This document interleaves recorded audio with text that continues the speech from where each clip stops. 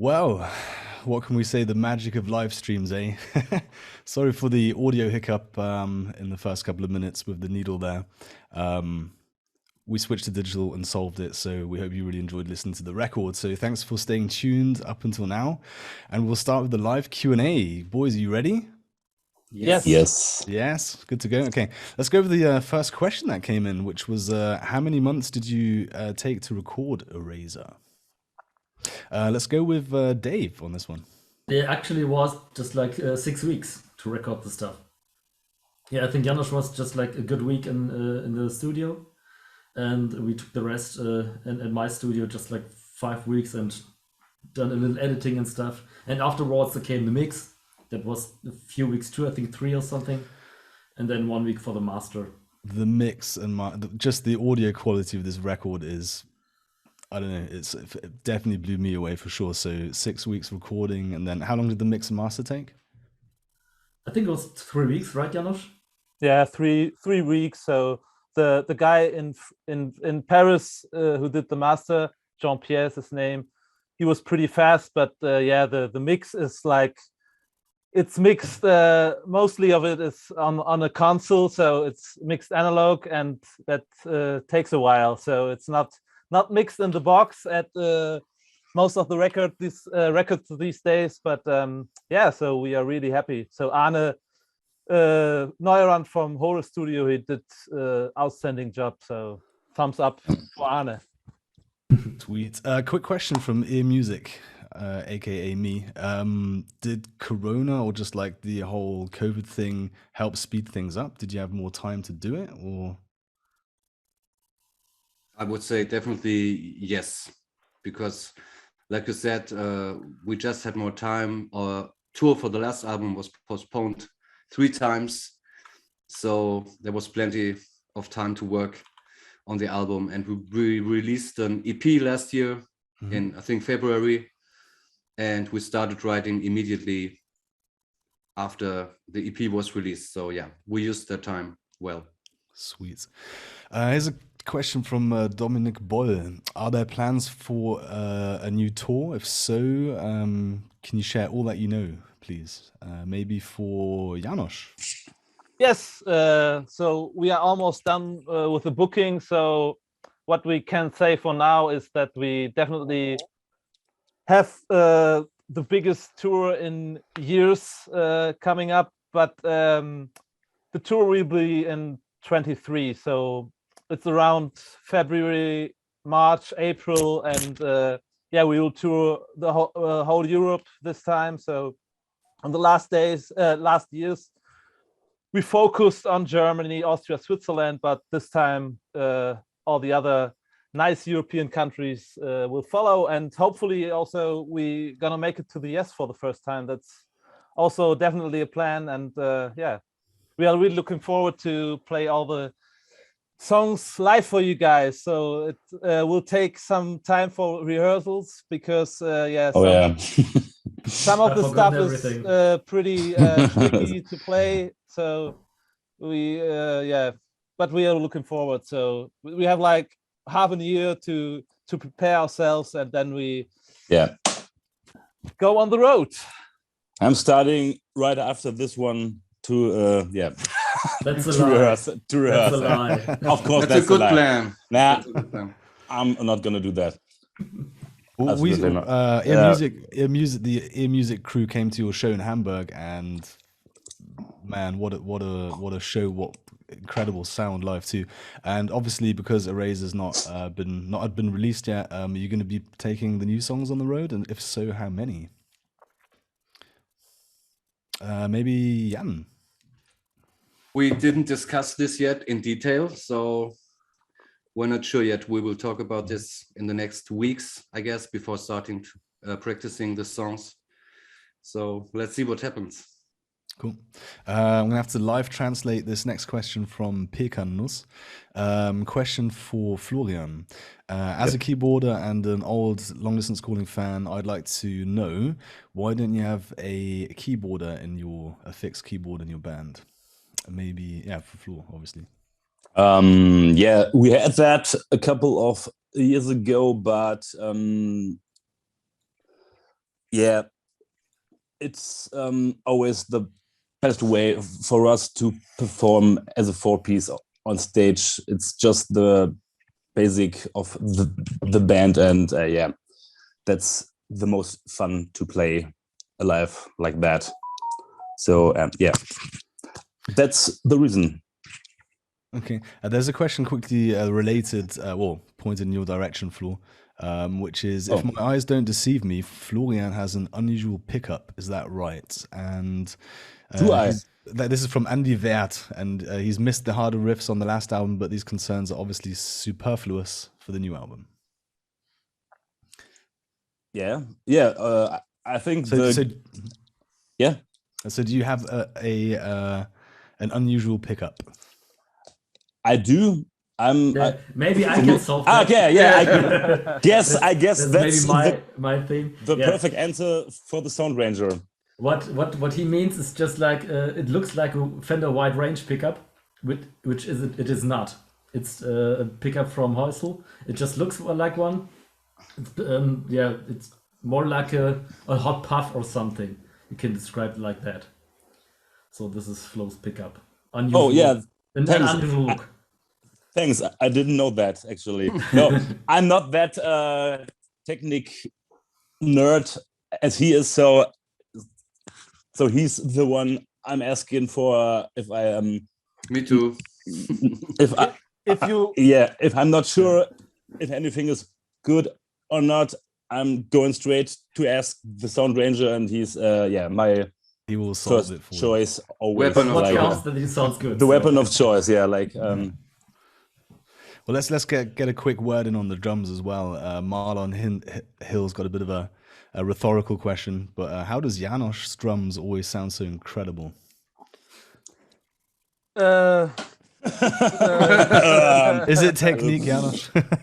No, many things. So good engineer, good room, well-tuned drums. Of course, you need a good instrument, and a little bit you need to know how to play the drums, of course. But so I think we really focused on the drums, and Arne, who did the whole mixing stuff and the engineering, he's also a drummer, so I really like it to get nerdy with him about microphones, about the room and stuff like that. So, and we keep pushing things to get as close as possible to a perfect drum sound, and I think we are pretty far this time. Absolutely. Janosch, maybe you can Agreed. also answer the question: what drums are used on the album? It's a Tama Star Classic Walnut Birch set, so a great mixture because you have the warm and rich sound of the walnut and the very punchy and in-your-face sound from the birch. So that's why the drums sound so awesome. Nice. Okay. Well, let's loving all the instrument questions, but I'm gonna push more towards the record now, which is and the theme, etc. And there's a question here also from Pekanus. I'll have to live translate again while I'm going here. One thing you can't really get behind are the associations to the animal titles, but maybe you can talk about that. And there's also a comment from Stephanie asking which song stands for which animal. Let's go with who do we have? Let's go with Flo. We wanted to dedicate each song to a certain animal, as you said before, and it's like a score for each of those animals, and especially or for example, there are some songs like 500 Years, which is the shark, and the first song was the rhino, and of course the last song, the title track, Eraser, is the human, because the human is the eraser of everything living in this world. So yeah. And what's I think important to add, that each song is not only dedicated to an animal, it's in every species is endangered species. So yeah. Of course, yeah. that's important topic. So yeah. Exactly, and we wanted to capture like the atmosphere of the environment and how the animal looks and moves and stuff like that, and pull it and to put all that into the music. Sweet. Question from Easter 007. How did you come up with the topic of the album? Maybe for you, Jan. For Jan, the question. How did you come up with the topic? Janos watched a documentary about the Greenland shark, and that got the whole thing started. And then after that, we talked about the idea, and then we started to make a list of endangered animals. Then we talked to Greenpeace, and so we checked the list with them, gathered information, and this was the start of the whole process, like a documentary, actually. Cool. There's another question from Easter 007, which ties in. Great cover art, by the way. Is there a meaning behind it? Yes, of course. You can see this. Surprise! You can see this hand. Of course, it's a human hand, and it has this little thing in its hand. It's actually another documentary we saw about a black box for the Earth. You can say some scientists have a project on, I think, Tasmania. Yeah. And they have this huge computer which collects data, like data from the weather and climate data, and of course social media data and stuff like that. So if we are gonna fuck it up big time, and there's no living exists on Earth, so some, I don't know, aliens have the information why we fucked it up. So, and that's why the first song also called Death Box, and it has the same like intro melody than the outro of the Eraser song, and so it's comes all together. Cool. Jan, do you want to maybe talk about the question from Daniel Duplicity, which is, what do you see as hopeful from this album? Can things change for how we treat the planet and its occupants? Can you repeat it? I didn't. Yeah, sure. I'll go a bit slower. What do you see as hopeful from this album? Can things change for how we treat the planet and its occupants? Well, it's 12:05. It's actually really, really late, but like the cover also means like the box is still in the hand. So we still got it in our hands. If we all start acting now and everyone can do something, and we are, as a band, we are also part of the problem. So it's not pointing fingers, but everyone can do something in his private life and as a society, and you can start thinking about how you act. So it's not totally too late, but it's really, really late. So it's time to start now, actually. What would be your Jan, what would be your main tips for a good start for everyone? Where could people start? Well, you can watch yourself, what you really need and what's not really necessary.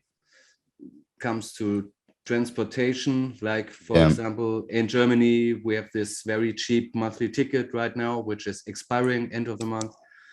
And I found myself using it pretty much in comparison to before, where I used the car way too much. And this is a good start. You can check your fridge and what you eat and what you consume and what you buy.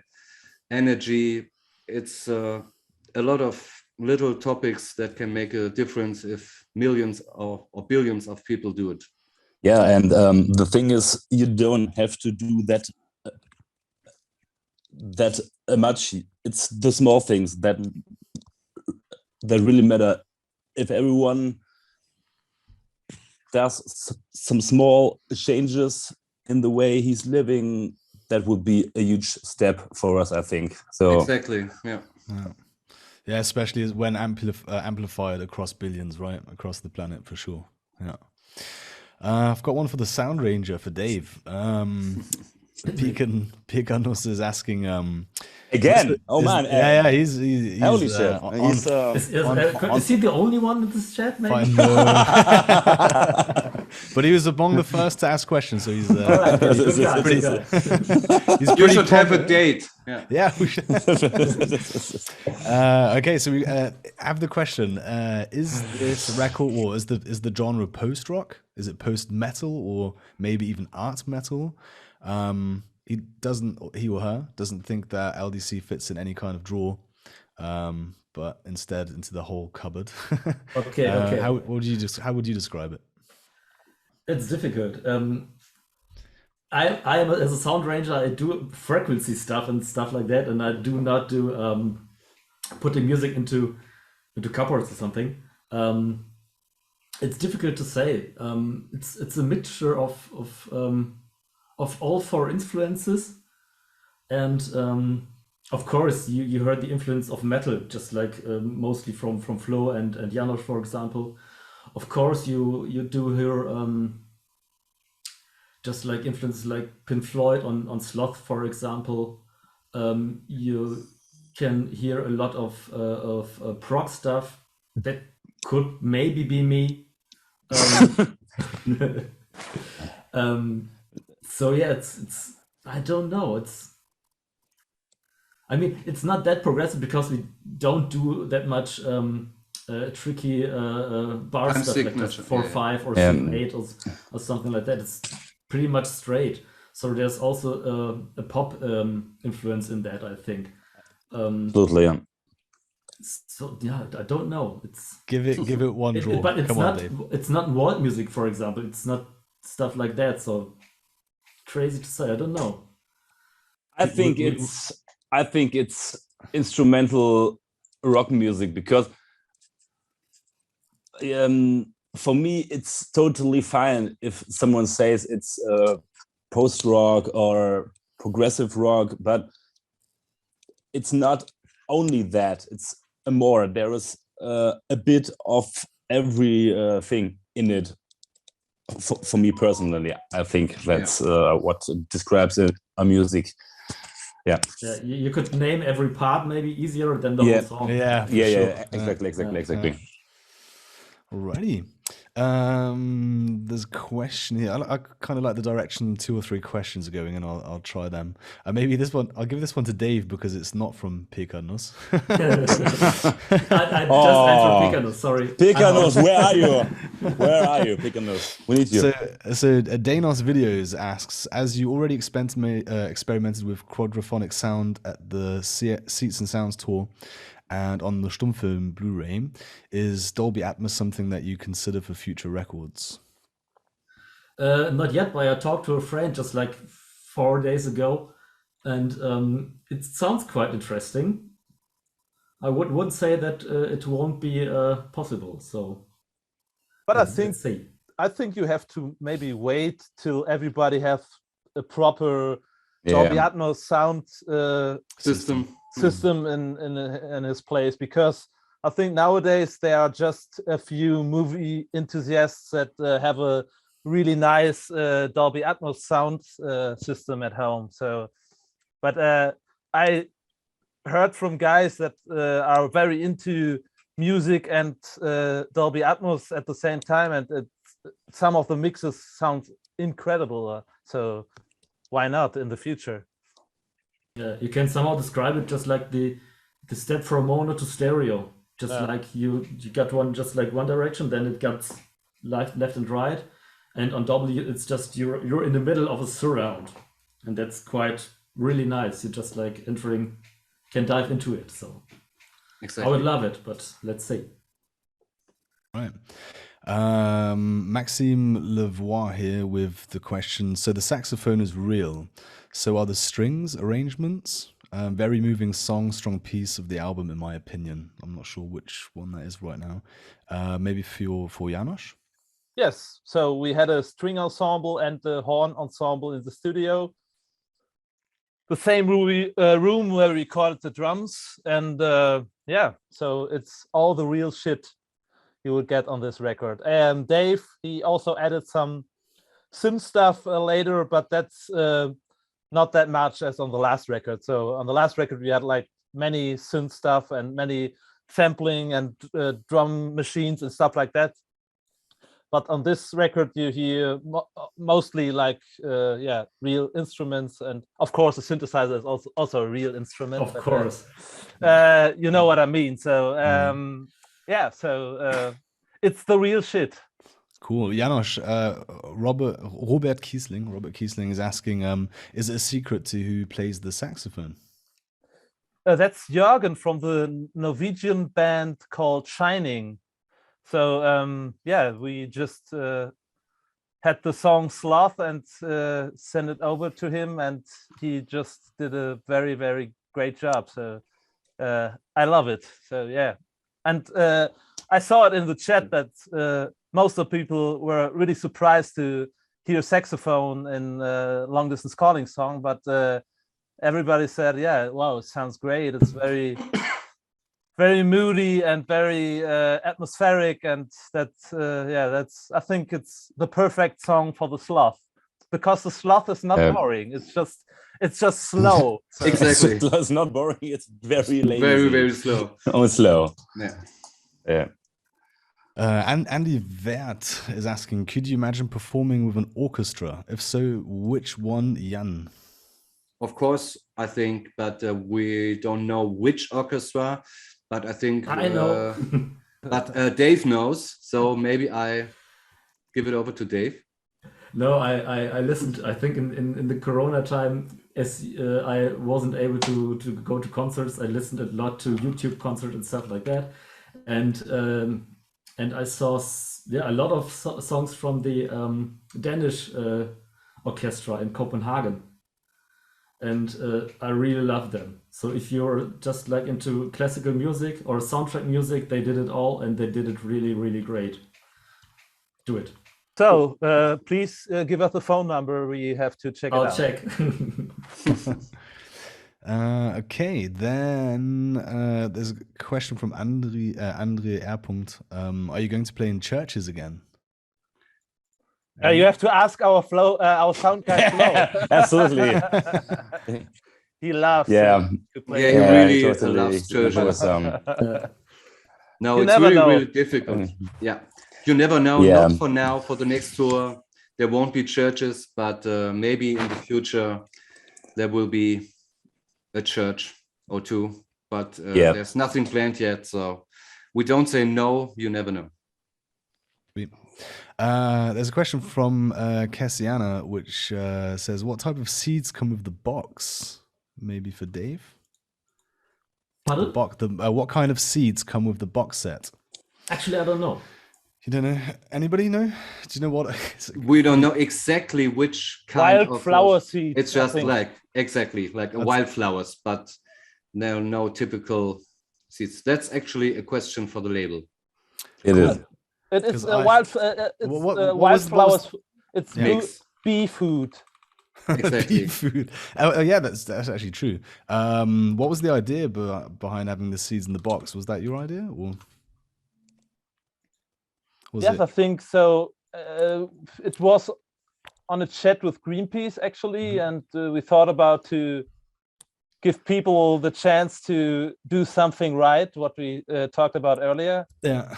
And nowadays, you know, sometimes you see these gardens of stones. Do you know what I mean? Oh, horrible. So it's horrible, and it's especially that's a very big thing in Germany. I think in some suburbs, for example, in the suburban area where I live, it's like every So people are into work and don't have time for their gardens. No, I think it's just a nice thing to have some, to have the seeds and spread out some food for the bees. Do you know what I did today, guys? I was on my way home, and I spotted this in the office, and I shamelessly took it with me, and I'm gonna open it. Who's crying now? Huh? Who's crying now? Someone will be.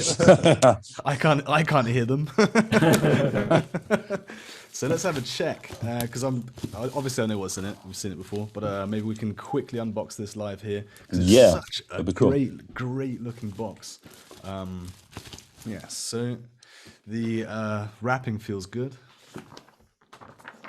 Let's have a look. That's the back of the record. That's the box, the black box, right? The human Yeah, black it is. Okay. And then there's the track listing and some information on the album as a sheet extra. So now I'm gonna unbox the lid.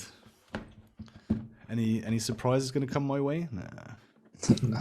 You never know. Like a This is Jack long in the distance box. call. Yeah. Woo! Jack in the box, right? Confetti. Okay, so first thing that comes out in my way is the Limited CD. Yeah. limited CD. Good old compact disc. I'm a fan.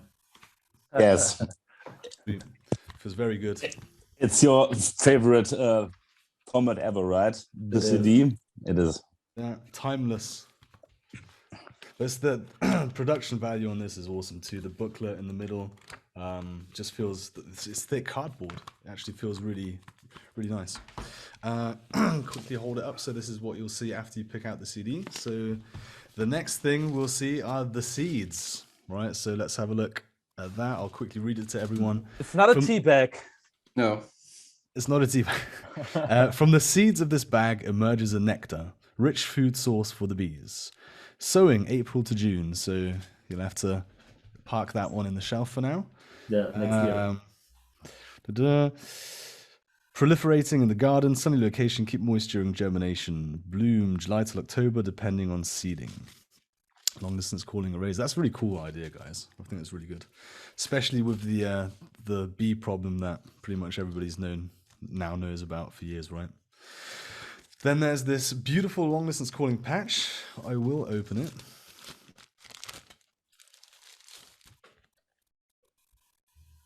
For all of your kutten. What's kutte in English? I actually don't know. Yeah. I don't know. Does anybody know? Does anyone know? Because It's just I never vest heard in- that. in I English, never right? heard the vest. Okay, yeah, it is the I'll vest. check on the internet. Go for it, and then please update me ASAP. I will. So we've got art prints following up. For This every one song. reads- So. This one reads 2 blades. For So every that's the- animal. Yeah. That's the rhino, right? Yeah. It is. Yeah, sweet. 3 Camila, the gorilla. These are cool. These would be really cool in like a square frame too, right? Number 4, 500 years, which is the shark. Yes. Oh, somebody just said it's the Yeah. battle vest. So It's a battle Okay. vest. It's a I have battle heard that. vest. Okay. Yeah. Better informed than me. maybe. Is that the same guy with the battle metal? Oh no, it was war metal. Yeah. War metal. Was it Pecanus? no, it was not No. Pecanus. Oh gosh. Battle vest. Nice. And number 5, sloth. Yes. Really cool. And I also like that these are not thin, right? This is proper cool cardboard. Right, then we have number 6, giants leaving. The The albatross. albatross. The Albatross. Yeah. And then number 7, blood honey, which is The bee. the bee. And then we have number 8, landless king, The tiger. tiger. And that's the 7 art prints, right? Yes. Because now I have this is just pops out as soon as you look down. You see that change? The lenticular? It's beautiful. That's really yeah. cool. Nice. I'm gonna grab it. I want to touch it. Let me have it. Cool. That's really cool. Yeah, totally. And then, obviously, the for me, the main part of this box set, super cool vinyl. This is the clear black splatter, right? Yes. I'm just gonna grab one.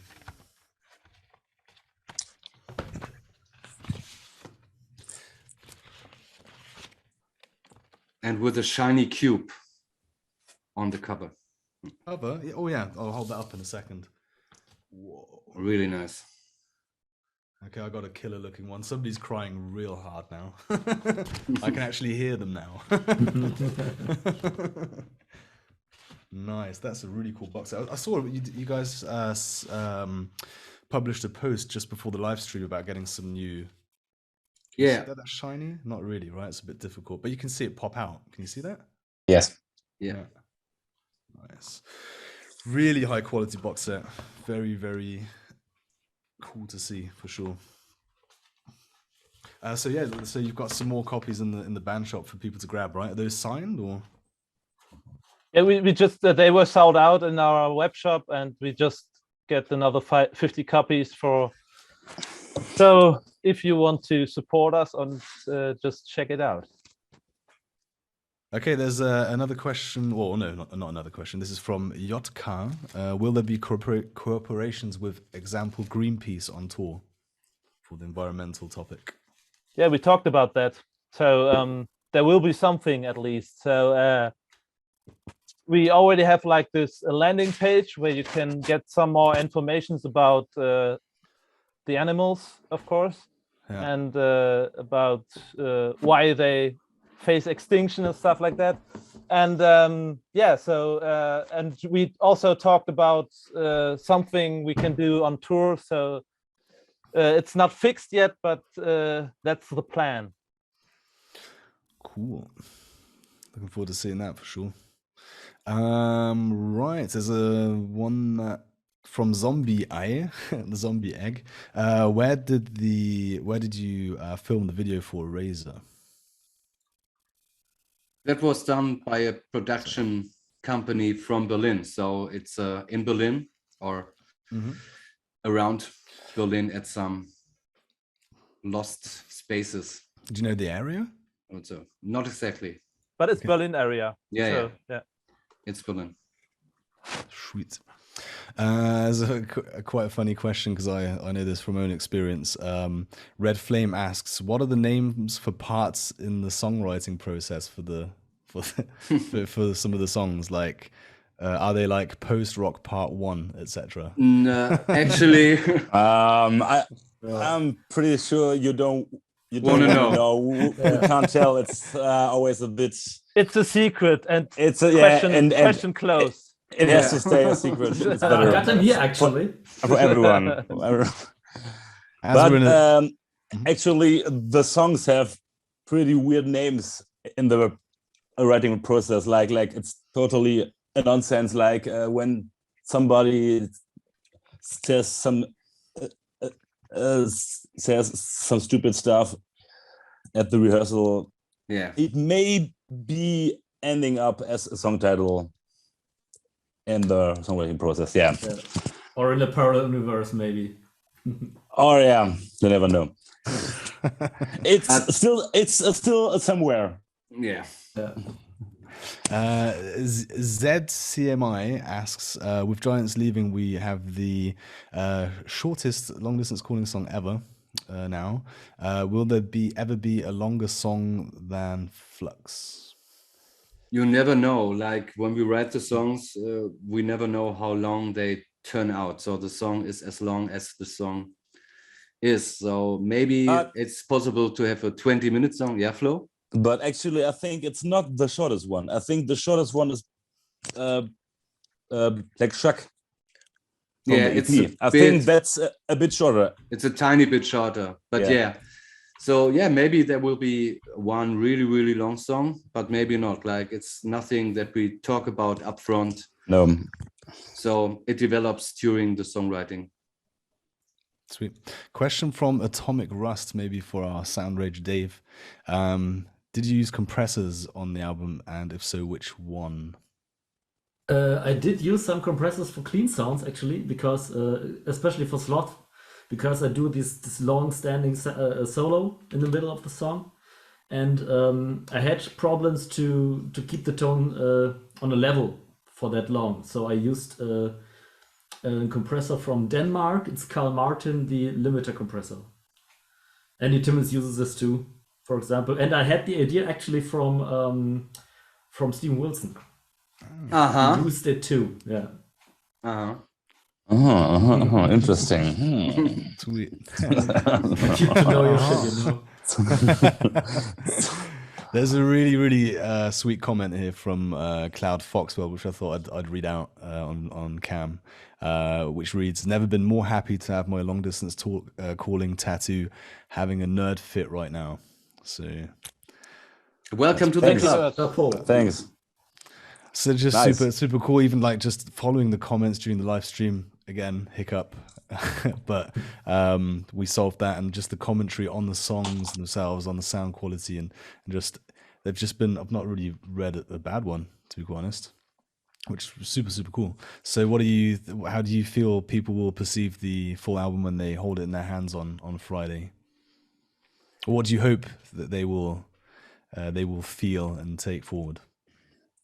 Yeah, it's of course it's always very, very, very exciting to have a new album coming out soon, pretty soon actually, because you never know if the people will like it or not. So, but I hope, of course, they will like it, and yeah.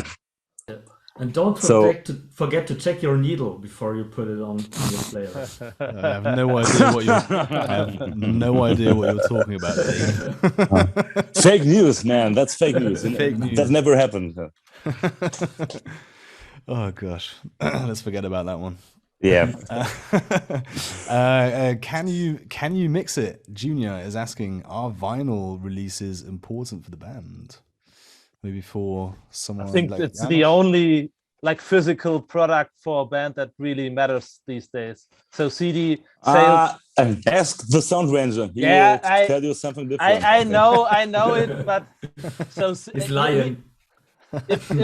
If we play a show, if we look just on which format is selling best in the shop and stuff like that, so I think the vinyl is the best thing to listen to music. So if it's done right, so there's one point I can't understand, that maybe Dave prefers the CD. So most of the like vinyl pressings these days are really bad. So but I think everybody did a great job on this one, and also the vinyl master. We did a special vinyl mastering for this Eraser album, and that's important.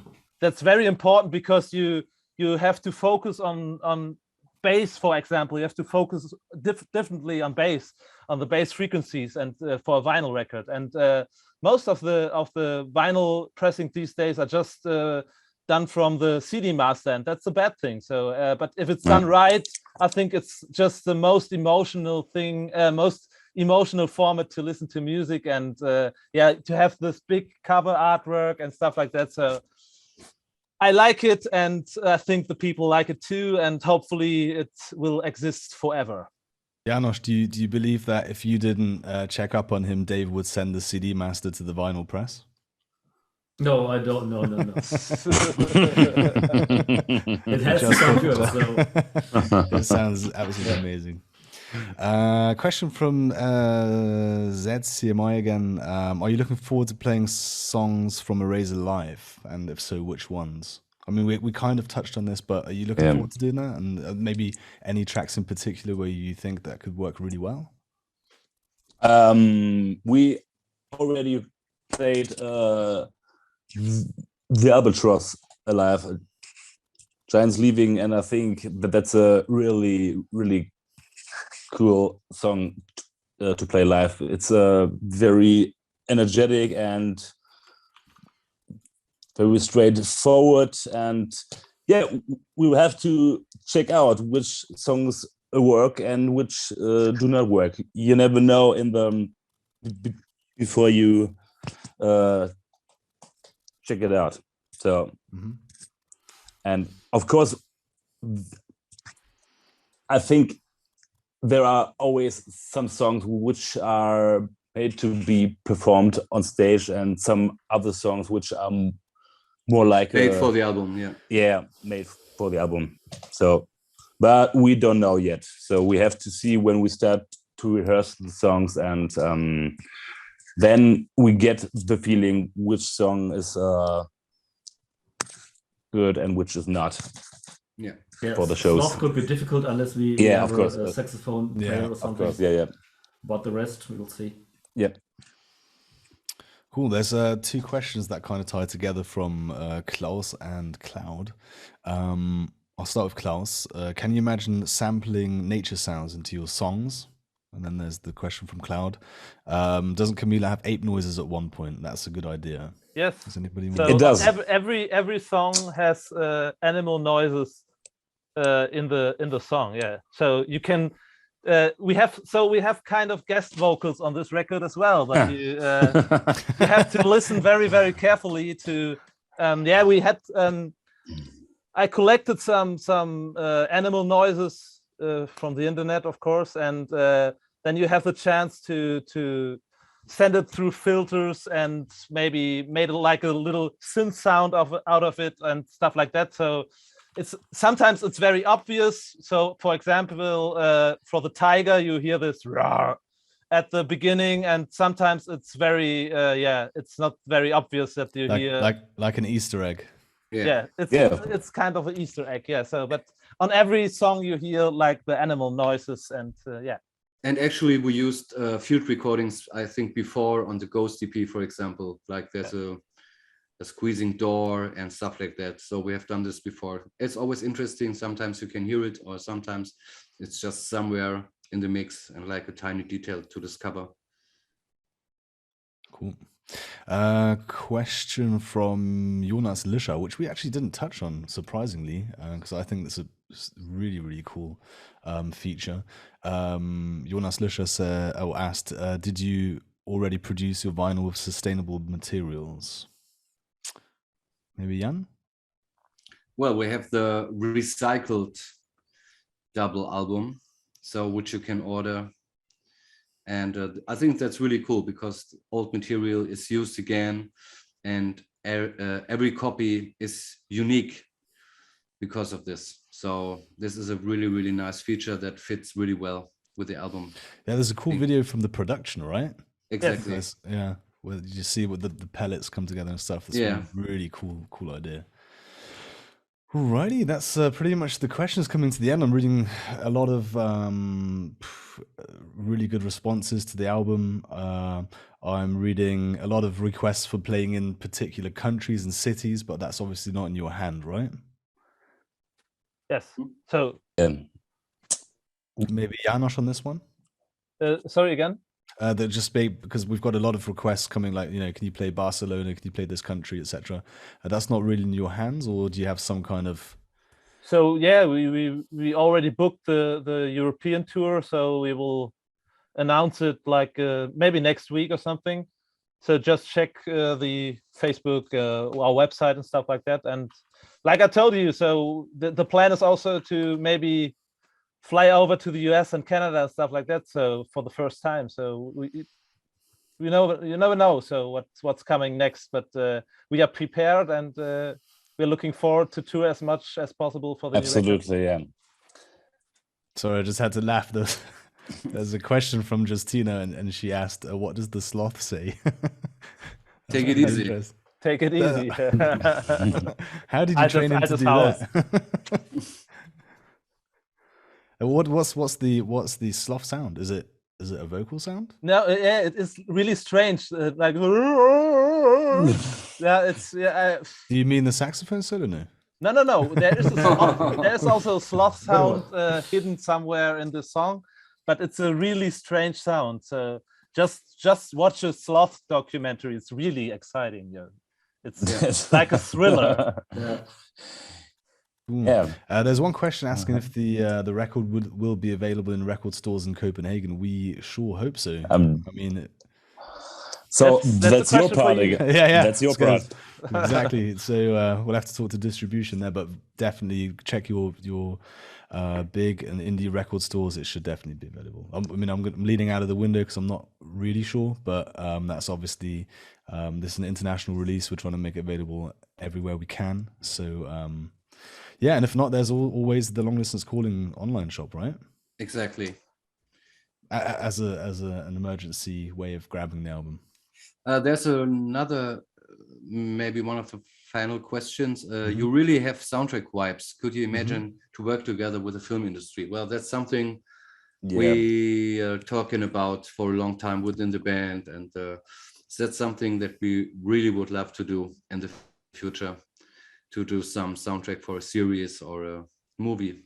That would be great. Video games? Yeah, also. Of course. Also as video well, games, yeah. Big industry. Absolutely. The funny thing is that I saw a video for a song called Apparitions. It's a song from The second album. The second album, Avoid the Light, and it has like a couple of 100,000 plays on YouTube, and it's because it was in a small sequence of Dragon Ball Z video online. And you had so many comments like, "Oh, Dragon Ball, that took me here," and great sound. And so I think, yeah, our music would be the perfect match to a nice game or a nice movie or series. So yeah, if you look, like, guys, if you look at really successful films, television programs, video games, you will always notice that the soundtrack or the music that's used in these mediums is if the soundtrack is good and the music is good and it fits, Absolutely. it makes the movie or it makes the game. Yeah, it does. Right? If you look at, like, go back in time and just review quickly, yeah. So that definitely be fitting for long distance calling for sure. Very atmospheric, moody. Yeah. If you find the right format. Okay, so I think we can wrap it up here. It's been a lot of fun. It's been exciting. At least the first 10 minutes. Like sweaty moments. Yeah. Yeah. I mean, any final statements, anyone? Anything you'd like to say before we wrap it up? Yeah, big thanks to all the people showing up and for your support. Of course, we really appreciate it. So all the nice comments here. So not even one negative comment. Everybody is very happy and is looking forward to listen to the new record. And so that's what else can we ask for? So thank you very much, guys. Thank you. Thanks, guys. And Friday, 2 days, all the best. You deserve it for sure. And thanks everyone for tuning in. See you next time. And thank you, Marco, for the nice yes. Yeah. Moderation. Bye-bye. Very welcome. Bye-bye. Thank you. Bye-bye. Bye. Bye-bye.